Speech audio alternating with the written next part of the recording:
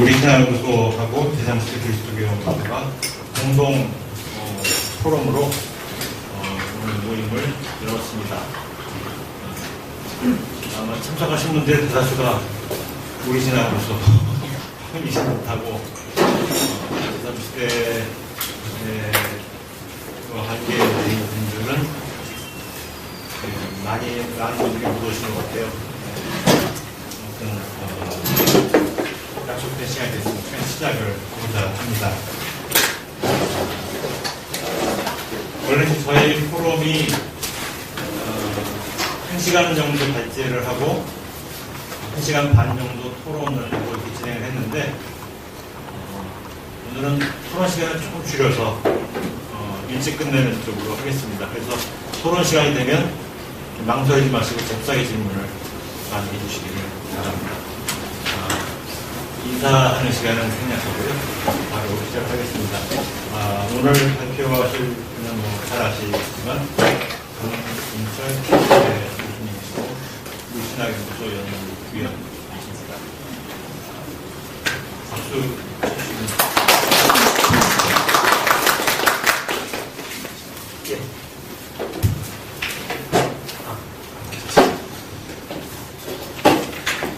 제가 많은 학술 모임을 나왔지만 이렇게 정확하게 시작하는 경험이 없었던 것 같습니다. 불과 1, 2분 사이에. 제가 최근에 낸 책의 한 부분을 이제 오늘 발표를 하게 되겠습니다. 지금 저희 지나놓고 생각하니까 굉장히 좀 미친 짓을 한 것 같은 느낌이 드는데 이게 다 이제 집필을 마치고 보니까 A4지로 한 1560장 이 정도가 되는 거예요. 그리고 이제 5번으로 이제 분량을 나눠가지고 2번을 출간하면 한 번 지난 금요일 날 교정 행사가 가서 넘겼고 그리고 이제 나머지 2번은 이제 3월, 4월 나올 예정인데 그 중에 제일 두꺼운 책이 이제 오늘 다룰 주제를 하고 있습니다. 책의 제목은 종교정책의 새로운 발전이라는 것인데요. 책은 그 세 개의 도로 구성되어 있습니다. 정부 모종은 세금 이런 문제를 종교와 연관시킬 수 있다는 게 한 문제고, 오늘 다룰 개발과 종교 이 주제가 있고, 세 번째 주제가 이제 해외 선교와 해외 파병이 이렇게 얽히면서 생겨난 여러 가지 문제들을 다루고, 그 다음에 2000년대에 들어와가지고 문제가 된 책이면 양심적 변화법 문제를 포함시켜가지고 다루는 게 되겠습니다. 그래서 그 중에 이제 제2부 5개 장의 분량을 제가 이제 무슨 발제하는 기분으로 5개 장을 다시 이제 요약을 했어요. 요약을 급하게 하다 보니까 제가 생각해도 중원본 그런 점이 있는 것 같습니다. 그래서 오늘 발제는 제가 미리 준비한 거를 좀 앞에서부터 설명하겠습니다. 과부분을 읽겠습니다. 지방자치제가 부활된 1990년대 초부터 온갖 유형의 개발 사업들을 둘러싼 분쟁이 폭발했습니다. 개발 압력의 최전선에서 수년간 시달리던 불교계는 견디다 못해 96년 12월에 사찰 환경 보존과 민족 문화 수호를 위한 전국 온말사무소 결의대회를 열어서 사찰 주변의 개발 사업들과 맞서 싸웠습니다. 급기야 환경부까지 직접 조사를 벌여서 97년 9월 현재 전국의 55개 사찰에서 각종 개발 프로젝트들에 의한 수행 환경, 경관 훼손 사고가 발생했음을 인정하기도 했습니다. 근데 또 반대로 보면 최근에는 역으로 사랑의 교회가 명동성당 등에서 정치 권력을 등에 업고 종교계가 난개발이나 특혜개발 시비를 일으키는, 말하자면 종교계의 권력형 개발 시비가 벌어지고 있기도 합니다. 또 다른 한편에서 보면 1980년대 말부터 시작된 수도권 5대 신도시 개발 등 각종 신도시 건설 및 대규모 도심 재개발, 뉴타운 같은 거요.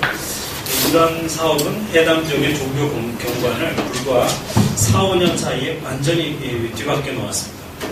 세계적 유래를 찾기 어려울 정도로 전국 곳곳에서 종교지형의 격변이 일어났습니다. 신도시에 배정된 종교부지 대부분을 차지한 대부분을 부유한 그리스도교 교회나 교단들이 차지함에 따라서 분당을 비롯한 신도시들에서 그리스도교인들과 급증하게 됩니다. 수도권 2기 신도시와 뉴타운 사업으로 수많은 임대, 명세교회들이 퇴출 위기에 몰리자 2008년경부터는 개신교를 중심으로 정부 주도의 신도시 재개발을 정리하는 시작되었습니다. 종교와 개발에 되게 익숙하면서 낯선 주제. 이것은 이미 종교 현실에 지대한 영향을 미치고 있다는 점에서는 익숙한 주제이고 본격적인 학문적 담론이 거의 형성되지 못한 상태라는 점에서는 낯선 주제입니다. 여기 뛰어난 연구자들이 많이 계시지만 아마 개발과 종교 이런 주제의 논문이나 그 책을 보신 적은 전혀 없으실 겁니다. 늘 불모집니다. 그리고 이제 국가나 기업 주도의 개발 사업에 대한 종교의 반발에 관심을 갖는 경우를 드물게나마 볼 수 있는데 대부분은 종교 환경운동에 일반적으로 이 문제를 간략히 미치고 경험해왔습니다. 그런데 그것을 개발 압력에 대한 종교의 저항과 환경운동이라는 맥락에서만 설명하면 너무 많은 것들을 놓치게 된다. 이게 제 생각입니다. 두 번, 지금 페이지 수가 좀 다른데 두 번째 페이지로 넘어가겠습니다.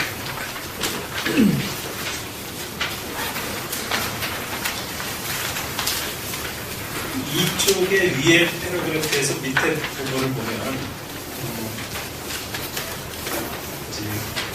개발과 종교의 관계는 종교가 개발의 종속 변수가 되는 그런 경우가 있을 수 있고 종교가 개발의 주체로 나서서 독립 변수 역할을 하는 혹은 가해자 역할을 하는 이런 식의 상황이 있을 수 있겠는데 그래서 제가 보기에는 국가가 주도하는 넓은 의미의 국가가 주도하는 개발과 종교가 주도하는 개발 두 가지를 나눌 수 있다고 생각합니다. 그리고 국가가 주도하는 개발을 다시 두 가지로 나눠보면 다양한 사업 영역들을 뽑아내는 전국 혹은 지역 단위의 토건이나 개발 프로젝트들로 인한 종교와의 갈등이 있을 수 있고 신도시 개발이나 도시 재개발과 관련된 또 종교와의 여러 가지 문제가 있을 수 있고 그 다음에 그 두 가지로 이제 국가 주도 개발을 다시 나눌 수 있겠다 생각이 듭니다. 오해를 살 수 있어서 그게 사실은 국가와 자본의 결합 혹은 자본이 중심이 된 주체 앞장서는데 그것을 이제 국가가 후원하는 경우나 지원하는 경우 이런 식으로 나눌 수 있겠는데 그 두 가지를 제가 묶어서 국가 주도 개발이라고 얘기하고 있습니다. 표 1에 보시면 그것을 이제 주요한 주체, 개발 행위의 내용, 그 다음에 그에 따른 갈등의 쟁점을 표현해놨습니다. 그 다음에 제가 이 문제에 접근하는 말하자면 조금 더 추상화시켰을 때 좀 이론적이라고 할 만한 이제 그런 문제의식을 그 뒤에 적어놨는데요. 그러니까 민주화가 이루어지면은 종교 영역에 어떤 변화가 일어날까를 우리가 한번 가상적으로 추론해 볼 수 있는데 외국의 사례를 보거나 그래서 그걸 이제 어떤 민주화로 인한 어떤 규범적인 기대되는 규범적인 변화라고 제가 써놨습니다. 혹은 단계적인 변화. 그렇게 봤을 때 국가 측에서 일어날 수 있는 변화는 국가가 시민사회의 윤리교사를 떠나뜨리는 시도가 아마 감사할 거다. 국가의 전반적인 탈승화. 그러니까 국가가 말하자면 시민사회의 도덕교사처럼 되어가지고 국민윤리를 가리키고 여러 가지 관제, 여러 가지 무슨 새마을운동이니 사회정화운동이니 무슨 이런 것들을 통해서 그 사회를 이끌어 나가려고 하는 그런 시도가 아마 감소할 것이다. 그 다음에 종교 영역에 대한 개입주의와 규제를 축소시키는 그런 변화가 규범적으로 기대됩니다. 탈규제. 그 다음에 종교적 차별의 전반적 완화. 그것은 평등화. 이렇게 요약할 수 있을 거다. 종교 측에도 민주화는 상당히 강한 구조적인 압력을 가하리라고 규범적으로 기대되는데 그것은 종교 전반의 전반적인 정식의 탈정치화, 사상화. 그 다음에 종교 지도자들의 과잉 정치화가 약해지는 측면. 그 이전에 국가가 종교 문제에 자꾸 개입하고 통제를 하게 되면은 아무리 보수적인 종교인이라 하더라도 종교 지도자들은 자기 교단을 지키기 위해서라도 항상 정치적인 영역에다가 관심을 그리고 그쪽에 안테나를 세우지 않을 수가 없는 거죠. 국가가 개입하면 할수록 종교 지도자들의 과잉 정치화가 이루어질 수 있고, 또 하나는 국가가 종교 교단의 운명이나 진로 발전에 중대한 변수이면 있을수록 그 종교 지도자들의 정치적인 성향과 상관없이 항상 이 정치 영역에 관심이 많이 갈 수밖에 없다. 그런 면에서 과잉 정치화를 얘기하는 것인데, 민주화라고 하는 것은 국가의 종교 개입이 줄어들고 그 다음에 종교 교단의 운영에서 국가 변수가 그만큼 줄어들 것이라는 것을 뜻하기 때문에 종교 지도자들이 과거처럼 많은 그렇게 정치적 관심을 기울이지 않을 수 있다. 그런 얘기입니다. 이런 변화들이 기대가 되는데, 지금 우리가 오늘 다루려고 하는 개발과 종교라는 주제를 여기다가 끌고 들어오면 엉뚱하게 개발 프로젝트가 종교의 규제적인 효과를 미치는 측면이 있는 거예요. 그 다음에 이런 어떤 신도시를 개발하다 보니까 전혀 생각하지 않았던 종교 차별 효과가 생겨나는 거예요. 그리고 별로 종교 문제를 신경 쓰지 않고 국가가 신도시를 개발하는데 그 과정에서 엄청난 갈등이 생겨버려요. 정치화가 있는 거예요. 그러니까 이런 우리가 규범적으로 기대할 수 있는 탈규제, 평등화, 탈정치화 이런 기대가 배반되면서 오히려 국가의 종교 규제, 그 다음에 국가 권력에 의한 종교의 정치 차별 심화, 그 다음에 종교인들의 탈정치화라기보다는 정치화 내지는 재정치화 이런 식으로. 특히 그 신도시 개발과 관련해 가지고서 그 앞장서서 그 이명박 정부랑 충돌했던 그 그룹은 한기총 그룹이에요. 그러니까 어떻게 보면 좀 보수적이거나 아니면 탈정치적이거나 이런 그룹들이 오히려 정치적 갈등을 주도하는 이런 식의 모습을 보였다는 점에 주목하게 되겠습니다. 그 중에 이제 첫 번째 쟁점, 아까 그게 크게 봐가지고 제가 이제 개발 프로젝트나 SOC 사업과 관련된 종교와의 갈등, 그 다음에 신도시 재개발, 그 다음에 종교가 주도하는 개발, 그렇게 되는데 지금 이 절의 구성이 각각 그렇게 되어 있습니다. 그래서 그 토건 사회, 제가 이제 토건 국가라는 말을 많이 쓰거든요. 토건 사회와 그 개발과의 전쟁이라는 주제로 그 첫 번째 문제를 이제 다루고 있습니다. 그 상지대 홍성태 선생이 이제 뭐 이런 문제에 관심이 많아서 책을 2권 정도 냈어요. 그래서 그거를 제가 정리하면서 뭐 토건 국가, 개발 국가, 이런 식의 토건 연합, 토건 개발 경쟁 이런 개념들을 3, 4쪽에 걸쳐서 3, 4쪽에 걸쳐서 간략히 정리를 했습니다. 그 부분은 좀 나중에 또 보시면 될 것 같고요. 4쪽의 세 번째 패러그래프부터 다시 보겠습니다.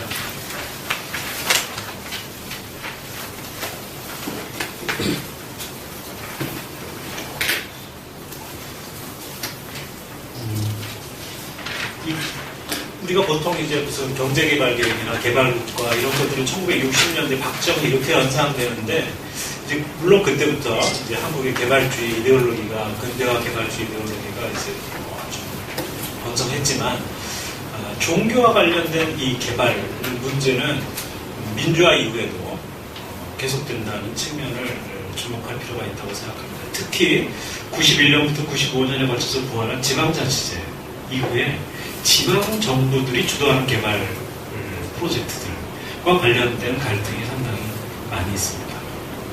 그래서 30년 만에 이루어진 지방자치제도의 부활이 난개발의 판도라 상자를 활짝 열어버린 측면에 우리가 주목해 볼 필요가 있습니다.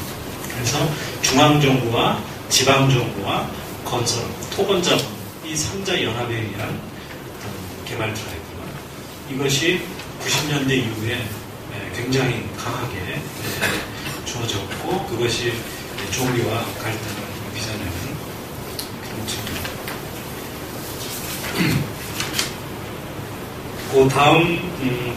그 다음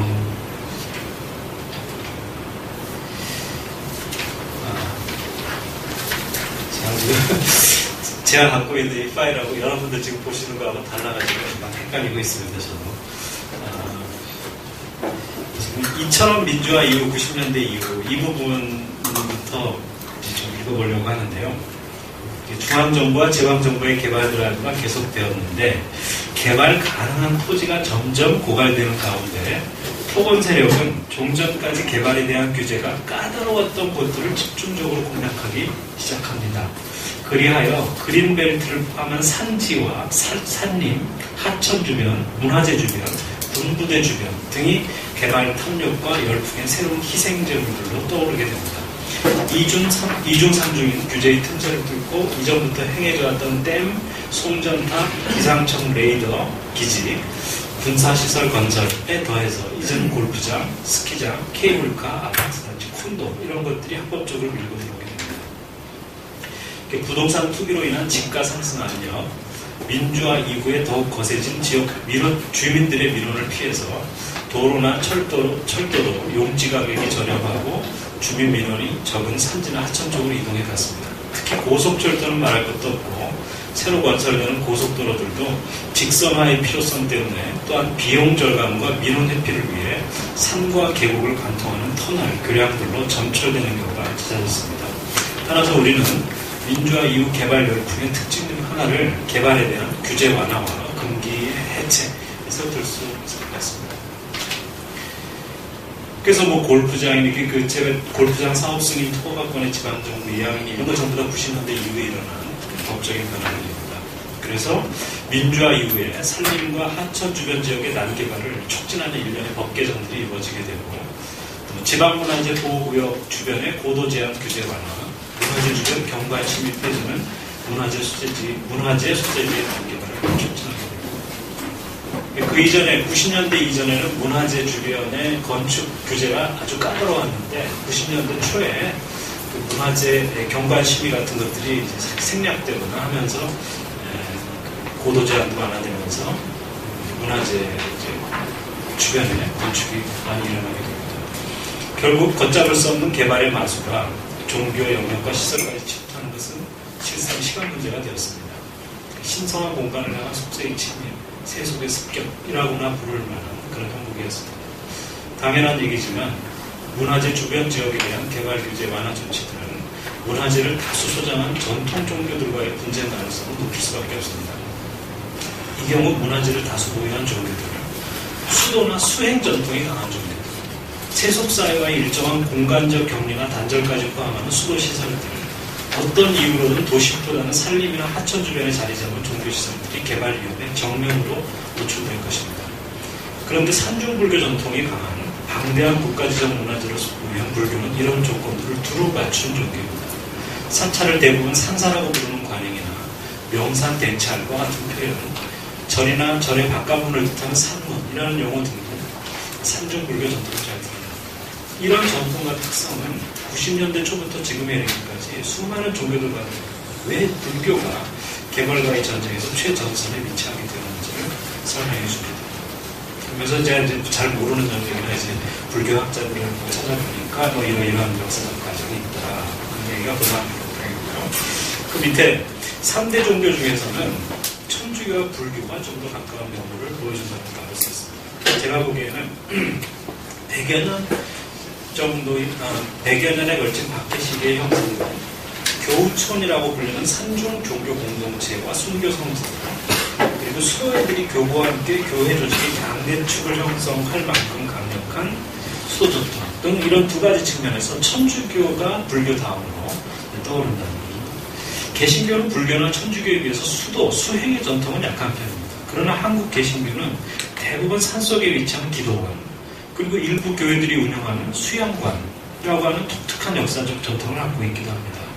따라서 3대 종교만 놓고 보면 민주화 이후 시대의 개발 분쟁, 개발과의 전쟁이 일어날 가능성이 가장 높은 것은 불교이고 그 다음이 천주교, 개신교의 순서로 나타날 가능성이 높다고 생각합니다. 실제로 여태까지 과정을 보면 수행환경 훼손이나 성지 훼손, 종교 측의 소유권 침해, 종립학교의 학습권 침해 이런 것들이 갈등의 쟁점으로 바뀌었습니다. 그래서 방금 말씀드렸다시피 실제로 그런 가능성이 많을 뿐만 아니라 실제로 분쟁의 빈도를 보면 압도적으로 불교적인 현상을 알 수가 있습니다. 그리고 그 시기는 대체로 90년대 초부터 그리고 보통 합천 해인사 근처의 그 골프장 이게 최초의 분쟁 사례인 것처럼 많이들 얘기가 되고 있는 것 같습니다. 그래서 90년대 중반에 오면 이 문제가 아주 심각하다고 이제 얘기가 될 정도가 되는데, 그래서 96년에 조계종 총무원이 직접 조사에 나서가지고 이제 뭐 사례들을 한 50개 정도 사례를 찾아내서 분쟁의 원인을 위락시설 조성, 대형 건물 건설, 폐기물 처리장 등 공공시설 공사, 산림, 산업개발, 채석 및 온천개발, 도로공사 이런 5가지 유형을 한 적도 있었고, 그 다음에 조계종 총무원 사회부가 2001년 1월 달에는 4차 환경침해 사례집이라는 걸 가정해가지고 그 표에, 표 3에 보시면 그런 식의 또 새로운 분류를 하게 됐습니다. 이때는 빈도가 93건 정도로 나타나서 그 중에 이제 제일 큰 게 골프장이나 뭐 이런 것들로 대표되는 위락시설 분쟁이 이제 가장 많고, 그다음에 공공시설 문제, 고층 건물 건립 문제, 고층 건물이라는 건 대부분 이제 뭐 아파트 건설 그런 것들이고, 그다음에 문화재급의 4차 이렇게 뭐 아주 높은 빌딩에 들어서는 이런 문제가 되겠습니다. 그 다음 패러그래프를 보시면 이제 천주교 얘기가 나오는데, 불교 다음으로 자주 그리고 비교적 다양한 유형의 개발 문제를 겪은 것이 천주교인데요. 표사에 보시면은 천주교 이게 뭐 완전한 건 아니고, 제가 그 언론 보도나 인터넷 검색 이런 것들을 통해서 최대한 찾아낸다고 이제 한 것이 이제 이 정도입니다. 그러니까 이것보다 실제로 훨씬 많겠죠. 분쟁 사례는. 그런데 우리가 한번 정리를 해보면 성지나 사적지와 관련된 개발 분쟁이 많다는 점이 천주교의 독특한 특징이 되겠습니다. 천주교 성지나 사적지 중에 은근한 초기 신자 공동체나 순교자 묘지 등 상당수는 산지에 자리 잡고 있지만, 그러니까 피난 시절에, 박해 시절에 산속으로 들어가지고 들어가서 공동체를 이루는 경우, 그 다음에 그 산속의 마을 주변에 묘를 이제 순교자들의 묘를 쓴 경우, 그래가지고 거기가 이제 성지가 되는 경우가 하나 있을 수 있겠고, 처형 장소가 순교 이제 성지로 되는 경우가 많은데, 이 경우는 도시에 있죠. 그러니까 도시에도 이제 이런 개발 분쟁이 이제 발생할 수 있다. 성지와 관련된. 그 다음에 수도회들과 관련된 개발 분쟁이 많다는 것도 천주교의 특징 중 하나입니다. 서울의 무슨 그 표의 사이에 보면 이제 가르멜 수도 수녀원, 마산 창원 수정의 성모, 트라피스트 수녀원. 물론 이제 이 트라피스트 수녀원 문제는 여기 뭐 천주교 신자분들 잘 아시겠지만, 처음부터 뭐 수행 환경을 치료한다는 게 1차적으로 중요했던 건 아니죠. 그렇지만 그 수녀님들이 그런 식으로 그 앞장서서 그 공장을 건설하는 것에 반대하고 나섰던 이유 중에 하나는 수행 환경 침해 이런 문제도 있었다고 생각이 됩니다. 그리고 가르멜 수녀원 같은 경우에는 이 표의 중간쯤에 보시면 나오지만 1995년에 이게 별거 아니에요.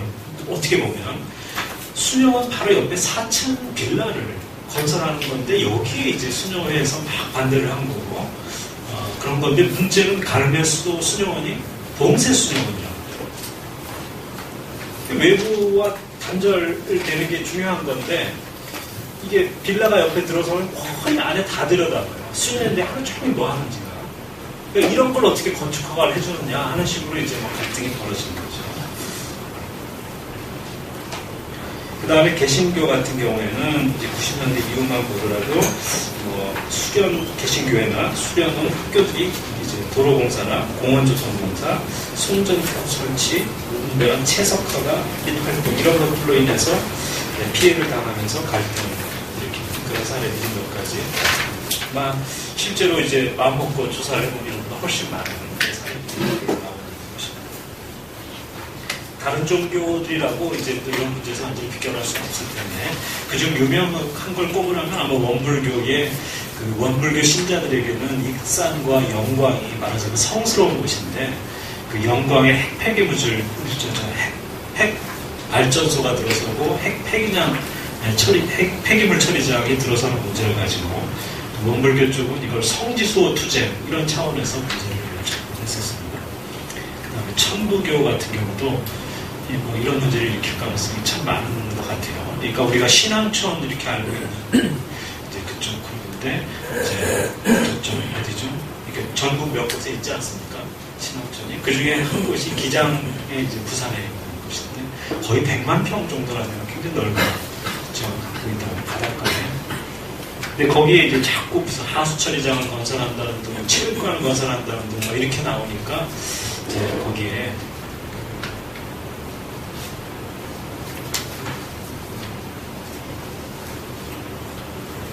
박태선 장로, 천부교 교주시죠. 이분의 묘가 여기 있는 거예요. 그러니까 이 천부교 신자들로서 이게 또 성스러운다고. 여기다 어떻게 하수처리장을 짓고 하는 식의 이제.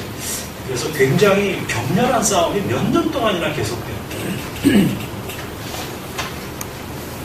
그래서 전체적으로 볼 때 종교와 관련된 개발 문제가 몇 가지 특징을 보여주는데 시기적으로는 지자체 부활 이후에 집중된다는 점. 압도적으로 불교적인 거죠. 분쟁의 원인과 유형이 매우 다지고 온갖 종류의 개발 프로젝트와 다 관련이 됩니다. 분쟁 주체의 다양성, 중복성으로 인해서 갈등의 복합성이 국가와의 관계만 있는 게 아니라 개발업자, 주민들 복잡하게 합니다. 특히 주민들이 개발에 찬성할 경우에는 더 복잡해집니다. 그 다음에 장기화 경영이 강하다. 보통 몇 년씩 전국적이고 동시다발적 현상입니다. 그 다음에 토건 자본과 결탁한 지방 및 중앙정부의 개발 드라이브가 갈등의 핵심 원인 중 하나라는 점. 마지막으로 특히 불교의 개발 문제와 관련해서 개발에 대한 규제와 규제 완화 조치를 국가가 빈번하게 된다. 이러면서 국가가 이중적이고 편의주의적으로 처신함으로써 문제를 더 복잡하게 만들었죠. 그러니까 불교 쪽에서 강하게 개발 프로젝트에 보면 선거가 앞두면 이제 막 선거표를 시켜가지고서 이 또 법이 바꿔줘요. 전통사찰보존법이라든지 공원법이라든지 이런 것들을 해서 개발 규제를 해준다. 그 다음에 또 인기를 얻기 위해서 또 개발 프로젝트를 또 공약을 내버리거나 그러다가 또 막 생기면은 또 이런 식으로 규제 완화와 규제 강화 이런 것들을 이제 일관성 하는 이런 문제가 있다는 거죠. 물론 그 종교가 항상 개발주의 무력하고 연약한 피해자 많이 것은 아닙니다.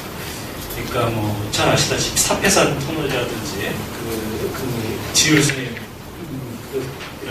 그래서 주요한 개발 프로젝트가 몇 년간 지연되거나 아니면 거의 무산되다시피 하는 이런 일들도 물론 있죠.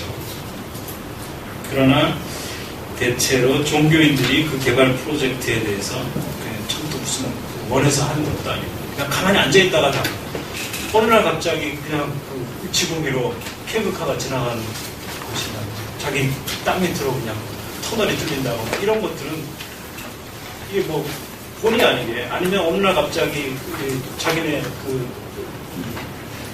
종교가 굉장히 중요한 부분이 그냥 도로로 편입되어버린다든지 이런 것들이 규제적인 효과를 미치면서 어쩔 수 없이 갈등에 종교 지도자들을 끌고 들어가는 이런 측면입니다.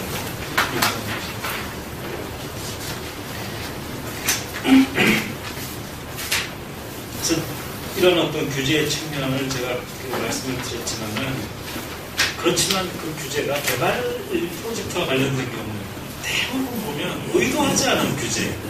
그래서 처음부터 갈등도 의도하지 않은 갈등. 그리고 의도하지 않은 갈등이기 때문에 더 양자가 다 허둥지둥 어떻게 갈팡해야 되죠. 경험이 없어가지고. 그러다 보면 감정이 상하는 경우도 훨씬 많아지고 노련하게 해결을 하지 못해가지고 그런 일들이 이런 개발과 관련된 갈등의 일반적인 양상입니다. 그래서 제가 보기에는 맨 마지막 패러그래프에 써놨습니다. 개발 문제는 현재도 진행 중이고 정부가 토건 국가의 성격을 벗어나지 못하는 분쟁도 앞으로 계속될 것 같다. 지방 정부들의 토건 제한성은 외려 중앙 정부가 더 심한 게 현실이다.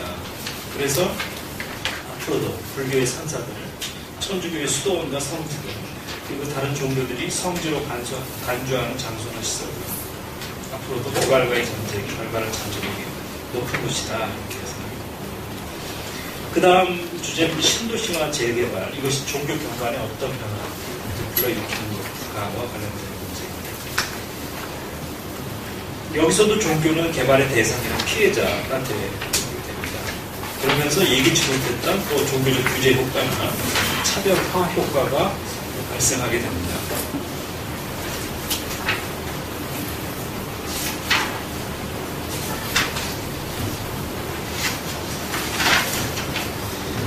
그쪽에 두 번째 패러그래프가 되겠습니다. 그래서 제가 관심을 갖고 있는 초점은 재개발 혹은 개발 때 개발이라는 신도시 개발이에요. 신도시 개발이라는 국가 권력의 개입과 작용해서 발생하는 그러나 대부분 의도하지 않았던 종교적 결과들이에요. 그 개발 결과들의 요체는 재개발이나 신도시 건설로 인해 5년 안팎의 그러니까 철거가 이주가 이루어지고 철거가 이루어지는 그 무렵부터 입주가 이루어지는 시점까지 채 5년이 안 걸렸답니다. 5년 안팎의 극히 짧은 기간 내에 종교지형의 인위적이고도 전면적인 재편이 진행된다는 겁니다. 그로 인해 상전벽해에 버금가는 혁명적인 종교 변화가 일어난다는 겁니다.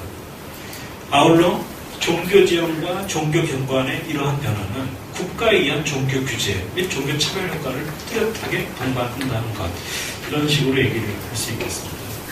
그리고 그 몇 줄 밑에 적어놨지만 종교적 강자들에게 절대적으로 유리한 종교지형의 급격하고 인위적이고 전면적인 개편, 종교적 약자인 분소 종교들이나 소규모 종교 조직들의 추방되지는 괴멸, 이런, 그리고 그 밑에 썼습니다만 대규모 재개발이나 신도시 개발만큼 경제력에 따른 종교적 양극화를 극심하게 만드는 기제, 메커니즘은 또 없을 거다.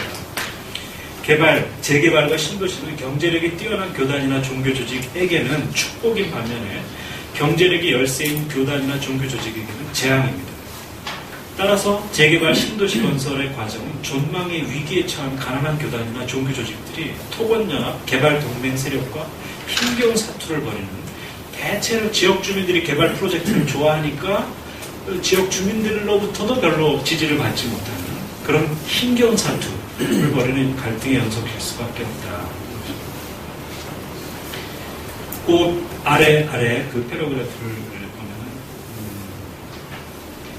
보면 대체로 개발 구역 내에서 기존 종교 시설들은 어떻게 처리되고 또 종교 부지나 종교 용지는 어떻게 처리되는가, 이런 점을 우리가 관심 있게 보면은 갈등을 좀 더 쉽게 이해할 수 있을 것 같습니다. 그리고 특히 이제 우리나라에서 신도시 개발이나 재개발은 여태까지는 거의 예외 없이 전면 수용, 전면 철거 방식으로 이루어졌거든요. 그러니까 지금 뭐 서울시의 박원순 시장은 이제 새로운 방식의 재개발을 추진하겠다고 하는데, 이제 그건 이제 전면 수용도 아니고 전면 철거도 아니고 순차적인 수용, 순차적인 철거, 순차적인 입주 뭐 이런 식으로 가겠죠. 그런데 여태까지는 이제 그런 게 아니었죠. 최근에 이루어지고 있는 뉴타운이나 보금자리 정책도, 그리고 2기 신도시도 전부 다 전면 수용, 전면 철거 이런 방식으로 진행이 되고 있어서 특히 이제 문제가 되는 것입니다. 우리나라의 이제 이런 어떤 재개발, 그 다음에 신도시 개발의 역사를 보면 이제 50년대 한국전쟁 직후에 전후복구부터 이제 얘기를 많이 하는 것 같아요. 근데 그때는 이제 뭐 비계획적으로 이루어졌고 60년대부터 비로소 이제 계획적인 도시 개발이 이루어지는데 두 가지 측면에서, 그러니까 하나는 경제 개발 계획의 일환으로 공업도시나 공업단지를 건설하는 것, 그 다음에 60년대에 급격히 2000향도 해가지고 이제 도시화가 이루어지면서 급격히 증가한 대도시 내의 무허가, 불량층, 혹은 판잣집, 달동네, 이런 그 재개발이 이제 두 축을 이뤘다고 할 수 있습니다. 그 다음에 70년대 넘어가서 60년대 말부터 70년대로 넘어가면서 그 유명한 이제 여의도 개발, 그 다음에 강남 개발, 그리고 이제 뭐 그 이후로 과천이니 이런 것들이 이제 쭉 이루어지는 건데, 80년대 이전의 신도시 건설이나 재개발 과정에서는 종교시설을 위한 고려가 계획 단계에서 아예 빠져 있었습니다. 서울의 여의도 같은 경우에는 뭐 당연히 그렇겠죠. 그 예전에 거기 비행장으로 이용되어 왔으니까, 사람이 살지 않는 곳이었으니까 그렇죠. 강남도 대체로 허허벌판, 용과 과수원 이런 것들이 있던, 이런 어떤 서울의 여의도나 강남처럼 새로 개발되는 곳들이, 그런데 한국 사회의 부와 권력이 집중되는 곳으로 곧 변하게 됩니다. 그렇기 때문에 이제 종교들의 진입 경쟁이 나중에는 상당히 치열해집니다. 그런데 그 경쟁은 종교시설의 입지와 관련된 아무런 룰도 조정장치도 없는 그야말로 정글 속의 경쟁이 벌어집니다. 그리고 다들 아시다시피 경쟁의 승자는 개신교와 천주교였습니다. 이 개신교와 천주교는 여의도와 강남에 그리스도교적인 종교 경관을 형성하는 데 성공을 하게 됩니다. 물론 이게 무슨 계획적인 과정은 아니에요. 보면 그 여의도 그 개발할 때 최초의 개발 계획을 보면 딱 종교시설이 한 군데 있게 되어 있는데 지금 거기에 아무런 종교시설도 없습니다. 그렇다고 또 여의도 순복음교회나 통일교 부지 같은 경우에는 그게 무슨 처음부터 종교 부지로 이렇게 확정됐던 것도 아니고 하여튼 그 여러 가지 우연과 뭐 이런 것들이 전철되는 그런 과정이 있었어요. 어쨌든 여의도와 강남에 그리스도교적인 종교 경관이 형성되자 개신교와 천주교는 곧 부와 권력의 종교가 되었습니다. 그러니까 그 이후에 불교와 이제 원불교와 이런 종교들이 여의도와 강남에 진출하기 위해서 무진 애를 쓰게 되는데 이미 진출하려고 애를 쓰다 보니까 땅값과 집값은 엄청나게 높아져서 진입장벽이 높은 거예요. 그래서 불교 같은 경우에 조계종은 두 가지를 시도했는데 하나는 결국 실패했고 지금 하나가 그것도 자기 소유의 것이 아닌 것 같아요. 임대해서 전세금 주고 그런 식인 것 같고 월불교가 하나 정도 있는 것 같아요. 그 책에 보시면 이제 그 부분은 아주 자세하게 묘사가 되어 있습니다. 그러니까 그 여의도에 어떤 교회들이 있고 강남에는 또 어떤 교회들이 있고 불교에는 또 뭐 어떤 이렇게 좀 보시면은 그 부분은 좀 흥미롭게 보실 수 있을 거예요. 그 다음에 70년대 말부터 80년대에 걸쳐서 진행된 반월, 지금 안산이죠. 과천, 창원 등의 신도시 건설 과정에서 그리고 재개발인데 목동에서 공영개발 방식으로 재개발이 이루어지면서 처음으로 공영개발은 아무래도 정부가 많이 개입되니까 합동재개발에 대해서 공영재개발은 정부가 많이 개입되니까 이때 처음으로 종교부지가 체계적으로 계획단계에 등장하게 됩니다. 지금 예를 들어서 목동의 종교부지에 들어선 대표적인 것이 CBS 사옥입니다. 그리고 꼭 종교시설이라고 볼 수는 없지만 이대 목동병원도 미션 스쿨에 거기라고 한 점에서 그 목동에 상당히 그리스도교적인 경관을 만드는데 그 두 가지가 크게 기여하고 있다고 생각됩니다. 여의도와 강남에 이어 종교부지를 둘러싼 반월, 과천, 창원, 신도시와 목동 신시가지의 경쟁에서도 승자는 여전히 그리스도교였습니다. 종교부지 정책은 80년대 말부터 시작된 수도권 1기 신도시, 5개의 신도시들, 분당을 비롯한 그리고 2000년대 들어서 추진된 수도권 2기 신도시들과 보금자리 지구들에서 더욱 확대되고 제도화된 형태로 유지되었습니다. 2000년대에 들어서 도시 재개발 사업에서 수도권에서 등장한 뉴타운들에서도 적게나마 종교부지가 할당되었습니다. 국가가 주도하면 종교부지가 비교적 많아요. 여러 필지인데 뉴타운 같은 경우 기본적으로는 재개발이기 때문에 그 재개발 조합은 가급적 종교부지를 적게 할당하려고 해요. 하지 않을 수는 없는데 적게 할당하고 할당하더라도 아주 나쁜 필지를 주는 거예요. 저쪽 그러니까 전체 이 뉴타운 지구의 저 규축이 교통이 안 좋은 거 이런 쪽에다가 몰아넣는 그런 경우가 많은 것 같습니다.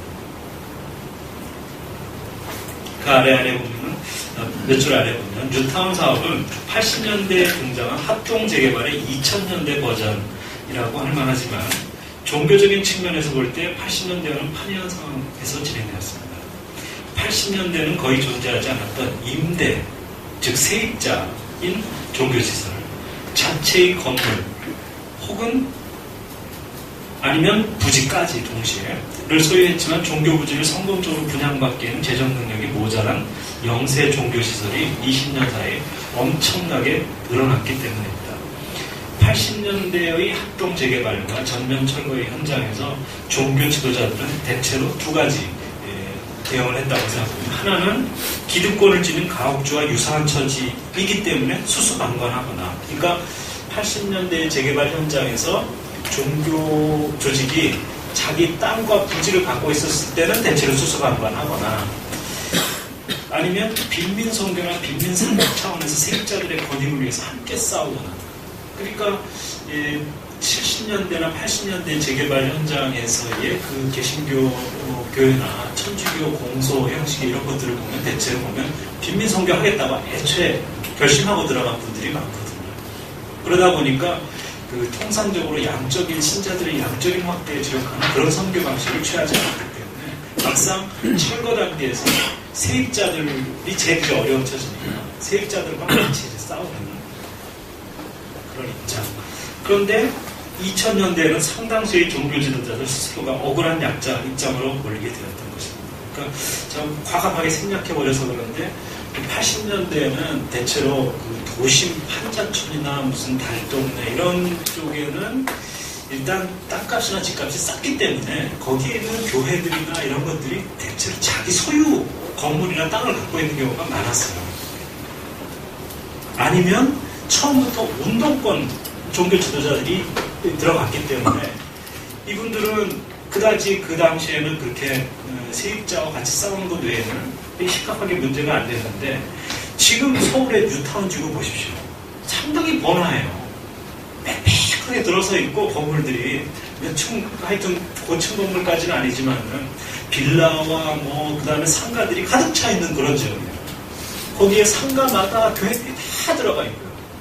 간혹 임대 사찰도 들어가 있고. 그러니까 지금의 뉴타운은 이미 이제 20년 전하고는 상당히 다른 상황입니다.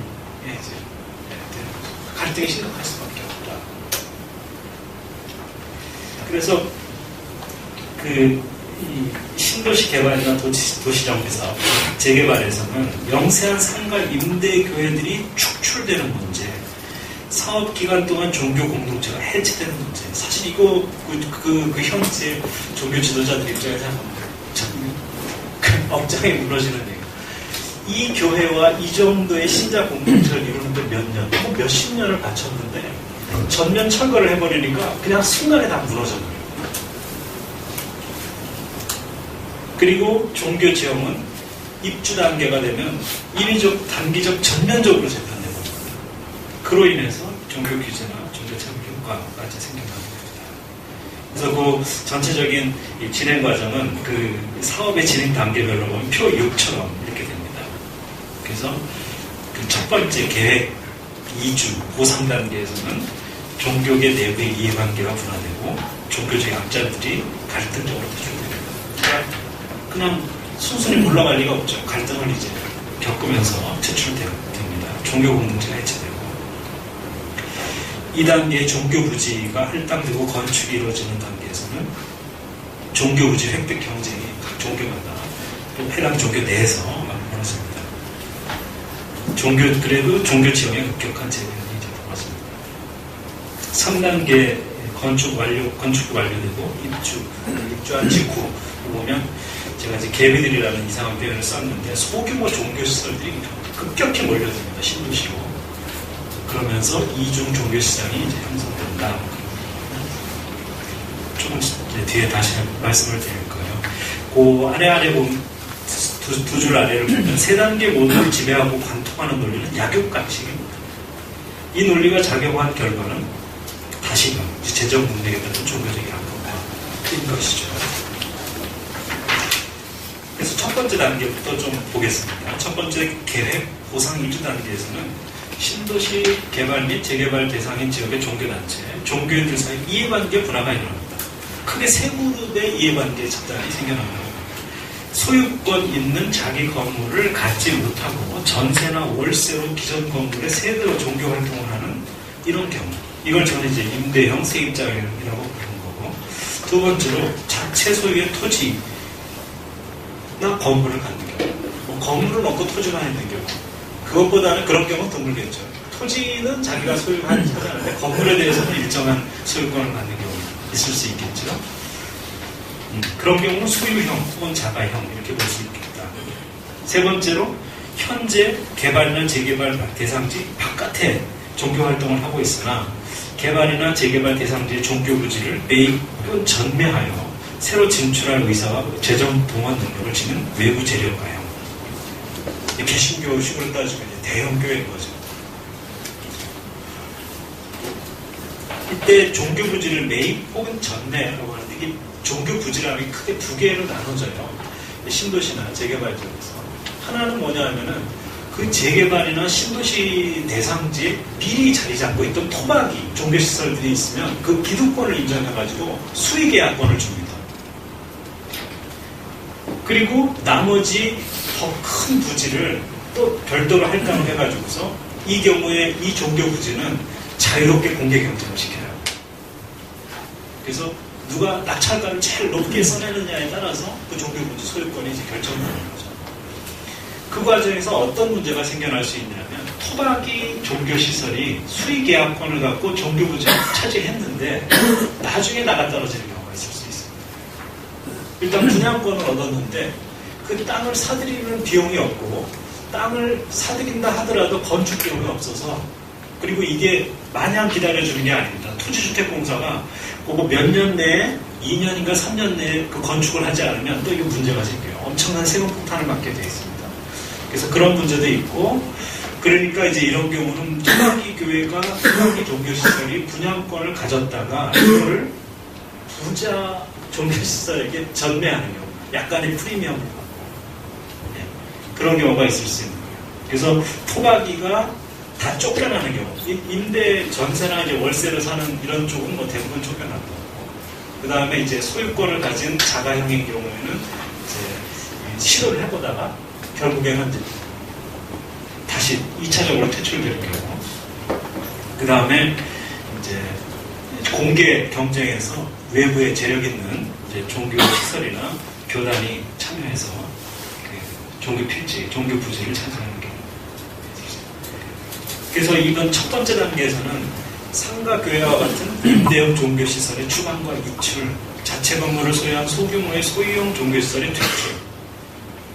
그러니까 처음부터 아예 분양권을 노리지도 못하고 이제 쫓겨나는 조그만 교회들을 기존 종교 공동체 해체 현상이 나타납니다. 이 단계에서는 영세한 종교 시설에 대한 사실상의, 그러나 의도한 것은 아닌 국가의 종교 규제 효과가 집중적으로 발생합니다. 재정 능력이 열악한 임대형 및 소유형 종교 시설에게 개발이나 재개발, 생존 자체를 요구하는 매우 나쁜 소식이 됩니다. 특히 이 단계에서는 재개발, 개발 주체와 세입자 처지인 영세 종교시설 사이에 격심한 갈등이 발생하기 쉽습니다. 그러니까 한기총이 서경석 목사님을 무슨 그 특별위원회 위원장으로 위촉해가지고서 이제 막 시청 앞에서 그 대로에서 그 자동차가 막 다니는 대로를 가로막고 들어 누워가지고 시위를 하고 막 그랬었거든요. 그것도 몇 차례나. 그게 이 단계에 이제 해당됩니다. 두 번째 단계, 종교부지 분양, 할당 및 건축 단계에서는 남아있던 토박이 소형 종교시설의 추가적인 퇴출이 이루어집니다. 어떻게든 버텨보고 하려고 그러다가 결국 돈이 모자라서 전매하고 넘어가는 경우. 그 다음에 외부로부터 종교적 강자들의 유입 현상이 들어있습니다. 조직화되지 못한 전통 종교나 민간 신앙 등 확산 종교들이 이 단계에서 전멸합니다. 그러니까 대체로 일기 신도시만 해도 거의 농촌적인 분위기이거나 그런 데 하다 보니까 무슨 사당 같은 것도 있고 전통 종교와 관련된 이런 종교 시설들이 있는데 그런 것들은 대부분 퇴출이 됩니다. 그나마 비교적 지가가 싼 지역들에서 종교 시설을 유지할 수 있었던 군소 종교들도 거의 모두 축출됩니다. 세 번째 단계에서는 입주 및 입주 이후의 단계인데, 상가 임대 종교시설의 혼란스럽고 무정부적인 이익, 그들 사이의 과당 경쟁, 개미들의 전쟁, 좀 지나치게 같은 건지 모르겠는데, 이게 시기적으로 한번 생각해 보시면요, 개신교의 경우에는 80년대 말 90년대 초부터 벌써 교세 정체 상태로 접어들거든요. 그런 상태에서 개신교 내에서는 신도시야말로 일종의 종교적인 엘도라도가 돼요. 거기 아니면 살 길이 없다. 그래가지고 어마어마하게 신도시로 몰려 들어가게 됩니다. 그래서 제가 책에도 써놨습니다. 판교 입성위원 천일기도 이런 것들을 하고 그러면서 그냥 그런 일들이 이제 벌어지는 거예요. 그리고 종교 부지를 차지한 종교적 강자들 사이의 경쟁. 그러니까 그리고 이를 통한 이중적 종교 시장의 고착. 신규 입주민들을 대상으로 한 새로운 종교 공동체의 형성. 이런 현상들이 생겨납니다. 그러니까 정부는 종교 부지 정책을 통해서 신도시 내 종교시설 난립을 미연에 방지하고자 했지만 입주 단계에서 더 이상 종교시설용 부지를 기대할 수 없는 소규모 임대형 종교시설이 기존 상가들로 격렬하게 유입됨으로써 오히려 소규모 종교시설의 난립을 조장할 꼴이 되었습니다. 이게 무슨 얘기냐면 종교 부지 정책이라고 하는 것은 이게 부지 자체가 좀 넓기 때문에 어느 정도 하여튼 규모가 있는 종교 건축을 하게 만들고 그러면서 사실상 이게 좀 도시 경관을 그렇게 바꿔놓은 거죠. 그러면서 종교 부지가 이미 그런 식으로 다 분양이 되어 있기 때문에 입주 단계에서 더 이상 종교 시설을 지을 부지가 없습니다. 신도시 안에. 그러면 이제 추가적인 종교 시설의 유입을 방지할 수 있는 거죠. 더 이상 지을 땅이 없으니까. 근데 그거는 뭐 정부 관료들의 머릿속 생각이었을 뿐이고 실제로는 기존 상가들이 어마어마하게 이제 몰려갔죠. 부지가 없으니까 기존 상가들로 막 몰려 들어가는 겁니다. 물론 그런 경우도 있어요. 분당 신도시의 어떤 교회는 기존 상가를 한 층 사들여가지고 결국엔 그 건물 전체를 다 사들여버렸어요. 그래서 아주 독특하게 종교 부지가 아님에도 불구하고 그 중심지에 건물 전체가 이제 교회로 바뀝니다. 그런 사례는 딱 하나밖에 없습니다. 그래서 결국 신도시의 종교 시장은 철저히 이원화 내지 분단되어 있다고 말할 수 있습니다. 그 하나는 퇴출 위험이 거의 없는 메이저 시장 혹은 빅마켓. 다른 하나는 실제로 수많은 사상자들이 발생하는 거의 전쟁과도 유사한 경쟁이 벌어지는 마이너 시장 혹은 스몰 마켓. 이중 종교시장, 즉 이중적 구조를 지닌 종교시장이 신도시는 뚜렷하게 형성되는 것입니다. 메이저 시장에서의 경쟁이 별들의 전쟁이나 거인들의 전쟁이라면 마이너 시장에서의 경쟁은 개미들의 전쟁이라 불과합니다.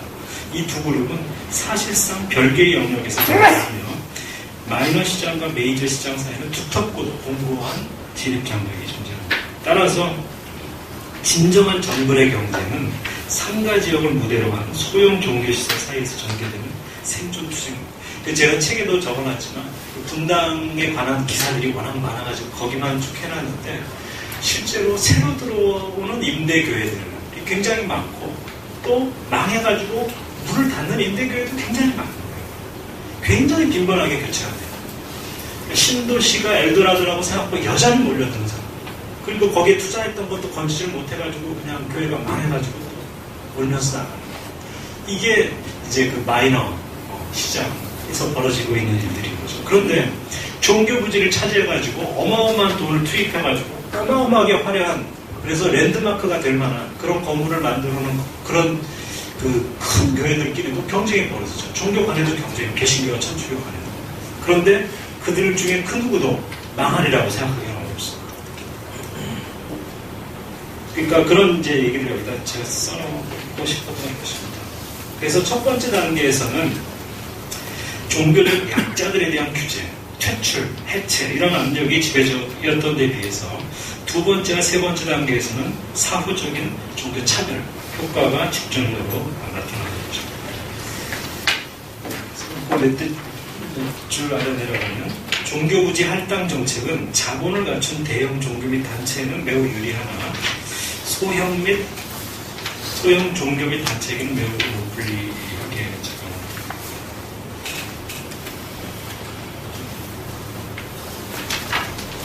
그 다음 패러그래프를 보시면 그래서 얘기가 좀 반복되지만 이 대규모 개발, 재개발 프로젝트는 재정 능력에 따라서 종교 사이에 혹은 종교 내부의 양극화를 촉진시키는 기제로서 국지적 종교 지형이 급격하고 인위적이고 어느 정도는 강제적인 변형 및 재구성을 추진하는 프로젝트이기도 했다는 것이 제 핵심적인 주장이 되겠습니다.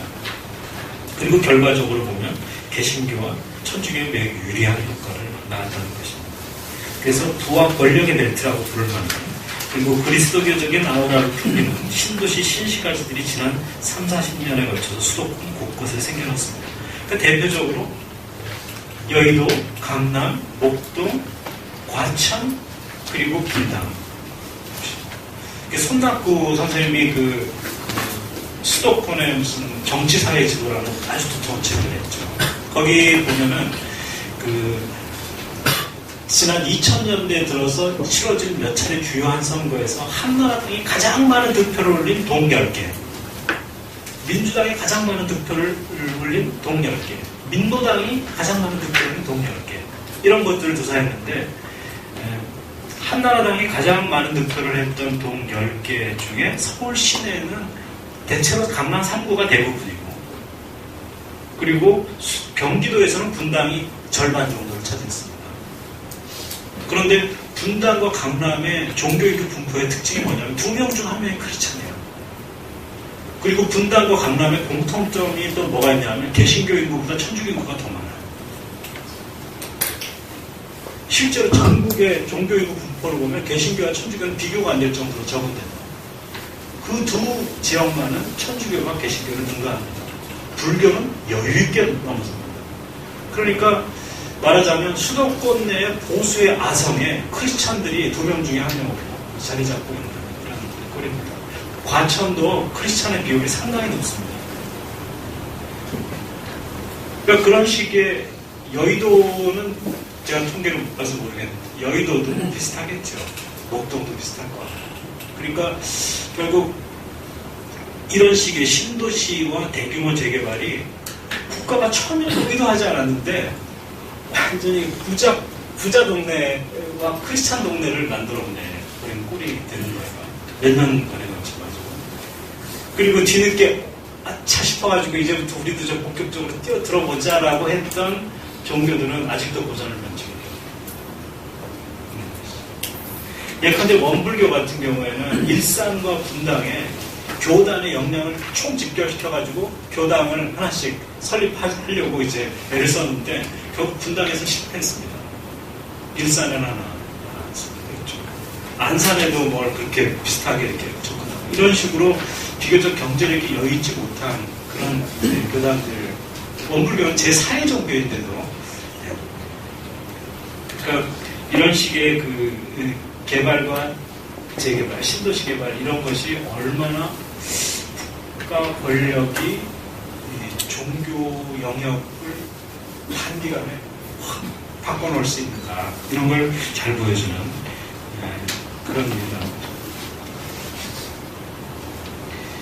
그 다음에 마지막 주제로 넘어가겠습니다. 개발 주체로서의 종교.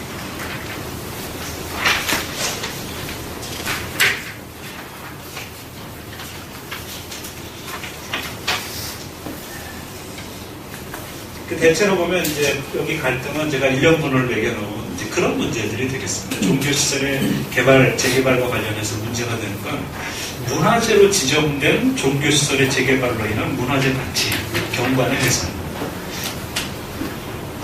두 번째는 대부분 이제 불교 쪽이 아무래도 문제가 많이 되죠. 최근에는 템플스테이를 위한 큰 건물을 사찰 안에다가 자꾸 만들다 보니까 그 중요한 문화재를 가려버려요. 그리고 어울리지도 않아요. 이 천년 묵은 이 건축물과 새로 짓는 템플스테이용 건물이 서로 어울리지도 않고 하는 문제들이 생겨날 수도 있고, 그 다음에 최근에 명동성당이 국가 사적인데 그 사적의 경관을 훼손하는 일들이 일어났다고 최근에 그렇게 많이 얘기가 됐던 거죠. 그 다음에 종교시설 신중축을 둘러싼 주민과의 마찰. 최근에는 이게 주로 이제 개신교와 지역 주민들 사이의 마찰인데, 이 지역 주민들, 아파트 주민들 입장에서 볼 때는 이 종교시설이 아파트 가격을 떨어뜨리는 거예요. 교통체증과 소음과 여러 가지 이런 것들을 유발하고, 아니면 최근에 이제 빚공해까지 문제가. 그래서 종교시설의 신중축을 둘러싸는 주민과의 마찰이 개신교 그리고 일부 천주교에서 이제 일어나고 있는 걸 볼 수 있습니다. 그 다음에 정부가 화장으로의 장명문화 전환을 촉진하기 위해서 장명법을 개정해가지고 종교 시설의 경우에는 도심 납골 시설을 만들 수 있도록 여러 가지 특혜를 줬습니다. 그러다 보니까 주로 천주교, 불교가 도심의 납골 시설을 많이 만들고 있는데 이것이 이제 주민들에게 반발을 불러일으키네요. 우리 동네에 납골 당해서 수 없다. 그 다음에 그린벨트를 훼손하는 기도원이나 수영관 건축의 문제. 그 다음에 산사들의 산림 훼손이나 수질 오염 행위들. 특히 산사들 같은 경우는 이제 주차장을 만들거나 도로를 만들거나 하는 데서 이제 산림 훼손이 많이 생기고, 수질 오염은 이제 산사에서 발생하는 오폐수들이 이제 그대로 계곡으로 흘러 들어가는 문제. 그 다음에 종교 측의 수익 사업을 둘러싼 갈등. YMCA가 골프 연습장을 만들려고 그러다가 크게 말썽이 빚어진 적이 있었는데 예컨대 그런 거. 개발을 매개로한 정규 유착과 특혜 이런 것들이 주된 갈등 쟁점이 하겠습니다.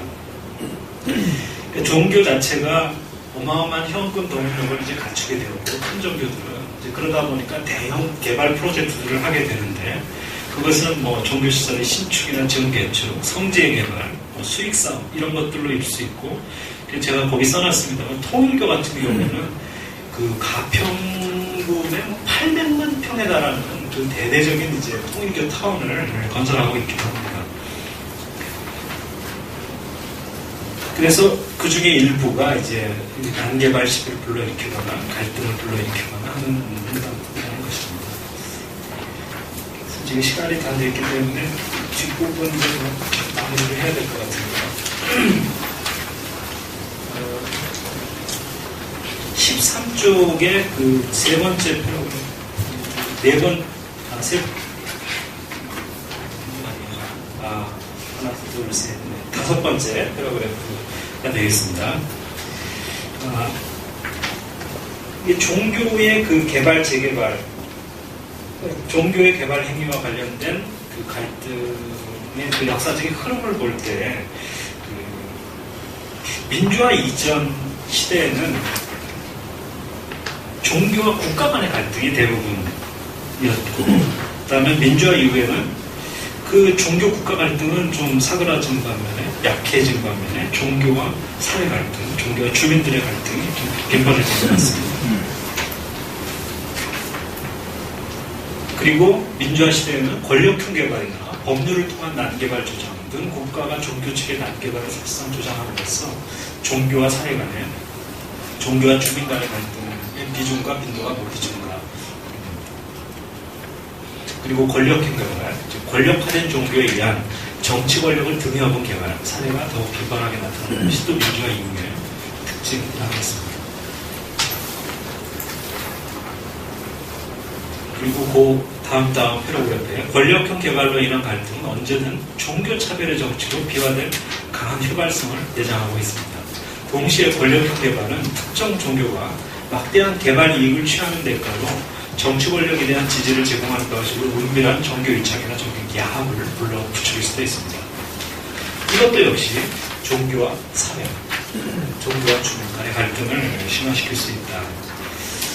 1990년에서 94년에 걸쳐가지고 정부와 정치인들이 주로 개신교의 압력에 밀려가지고 상가 종교시설의 용도 변경이나 주거시설에서의 종교시설 건축에 대한 규제를 풀어줬습니다. 그러니까 그 이전에 박정희 정부 시절이나 전두환 정부 때는 오히려 이 종교시설이 상급에 자리 잡기가 쉽지 않도록 자꾸 규제를 강화했어요. 그러다가 민주화 이후에는 규제가 완화되고 규제로 바뀌게 됩니다. 그러면서 그 이전은 예컨대 뭐 아파트에 근린 상가에 종교시설이 들어서려면 그 입주자 대표자 협의회에 이제 동의를 얻었어야 되는데 지금은 그럴 필요가 없게 뭐 바뀌었다든지 뭐 그런 이제 그러다 보니까 오히려 건축 규제가 풀어지니까 90년대 중반 이후에는 상가 종교시설의 입주나 주거시설의 종교시설 건축과 관련된 종교 주민 갈등이 오히려 급증하게 됩니다. 규제가 풀리니까 오히려 종교 쪽에서 난개발을 하게 되고 그러다 보니까 주민들과의 갈등이 더 심해지는 거죠. 그래서 종교시설 건축 행위를 향해 빗발치는 주민들의 민원에 대응해서 노무현 정부가 내놓은 해법이 건축협정제도라는 것인데, 그러나 개신교를 중심으로 한 종교계는 정부와 여당을 압박해서 건축협정제 적용 대상에서 종교시설을 제외하도록 하는 데 성공했습니다. 건축협정제는 한마디로 말하면 어디 지역에 건축을 하고 싶으면 해당 지역 주민들과 사전에 합의하라는 거예요. 협의하고 합의하라는 거예요. 그러니까 쉽지 않아지는 거죠. 새로운 규제가 생기는 건데 애초에 그 개정안에는 그게 포함되어 있다가 그 종교시설도 포함되어 있다가 종교계의 압력이 밀려서 결국 종교를 빼버린 거죠.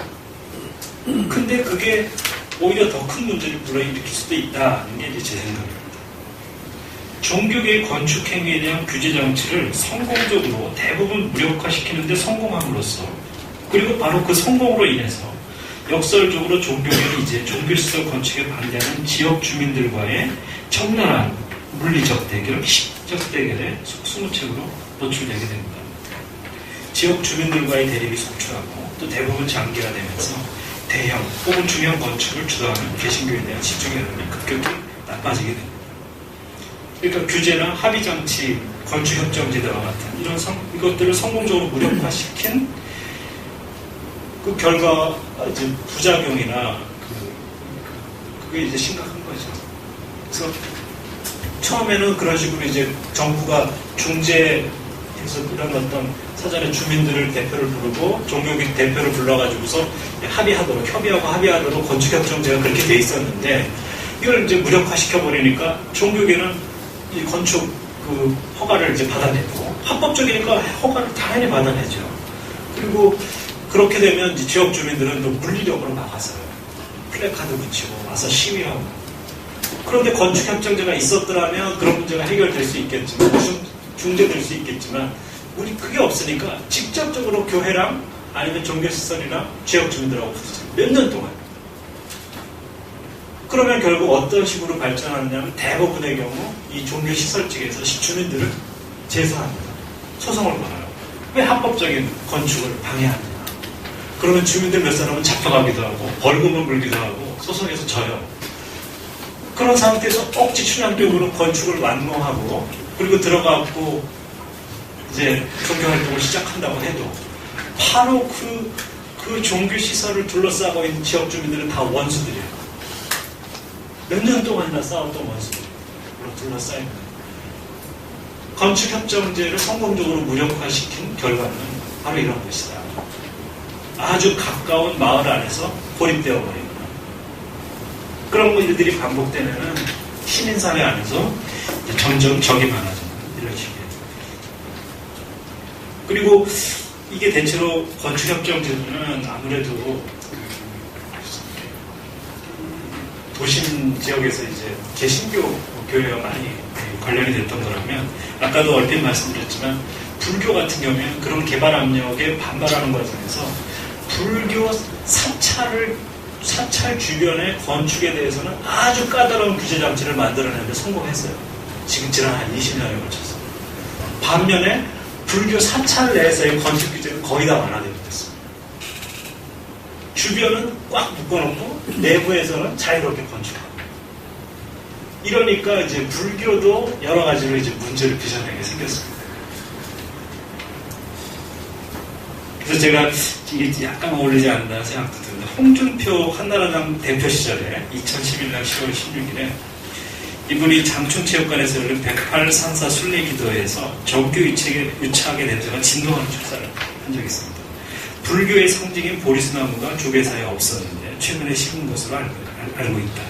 내가 원내대표였을 때 조계사 길 막는 35억 원짜리 건물을 사들고 보리수나무 심을 수 있게 예산을 다 드렸다.